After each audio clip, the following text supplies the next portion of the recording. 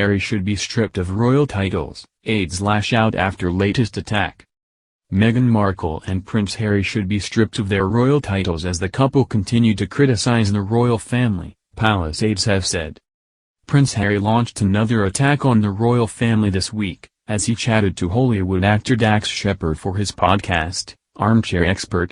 The Duke said he stood down as a senior royal to break the cycle of genetic pain, having leveled criticism at Prince Charles, the Queen and Prince Philip's parenting skills.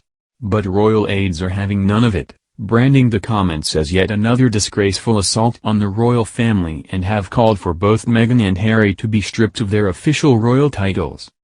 The insiders are understood to be incensed by Harry's comments on his royal upbringing, prompting the aides to call for the Duke and Duchess of Sussex to ditch their royal titles for good. One aide told the Mail on Sunday, "People are appalled that he could do this to the Queen when the Duke of Edinburgh is barely in his grave. To drag his grandfather into this is so shocking and disrespectful."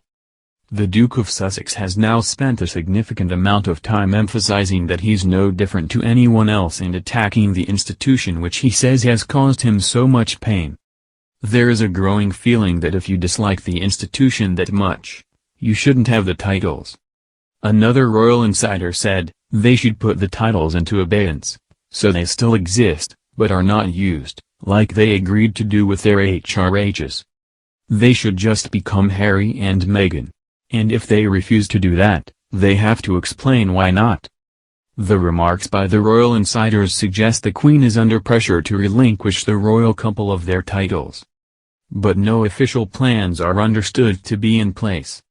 Express.co.uk has contacted Buckingham Palace for a comment. The comments by the royal aides come after Harry chatted openly on the podcast this week. During his chat to Mr. Shepard, Harry said he had to go through genetic pain and suffering before he quit the firm and headed for LA. As a result, he told the podcast host he stood down as a senior royal in an attempt to break the cycle of pain and suffering. When asked if he was consciously trying to parent his son in a different way to his own upbringing, he said, "Yeah. Isn't life about breaking the cycle? There's no blame. But certainly when it comes to parenting, if I have experienced some kind of pain or suffering because of the pain or suffering that perhaps my father, or my parents had suffered, I'm going to make sure I break that cycle so I don't pass it on. There is a lot of genetic pain and suffering that gets passed on anyway. As parents we should be doing the most that we can to say, you know what, that happened to me, I'm gonna make sure that's not going to happen to you." The comments were clear dig at his father, Prince Charles, and how he was brought up. But as well as criticizing the Prince of Wales, Harry also appeared to attack the Queen and Prince Philip's parenting skills. The Duke's podcast appearances come just months after Meghan and Harry gave a tell-all interview with Oprah Winfrey. During the 2-hour program, the couple accused an unnamed member of the royal family of racism and claimed the firm failed to support Meghan when she was feeling suicidal. As part of their Megxit agreement, Meghan and Harry agreed not to use their HRH titles. However, they are still known as the Duke and Duchess of Sussex, and use the titles frequently.